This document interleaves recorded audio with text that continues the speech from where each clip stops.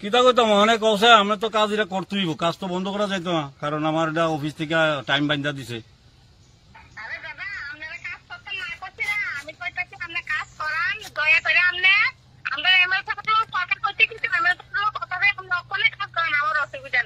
না এটা তো আমি এইটা তো আমি আপনার থেকে জানতে চাইতাছি যে আপনি আমার কাজটা কি কারণে বন্ধ করছেন।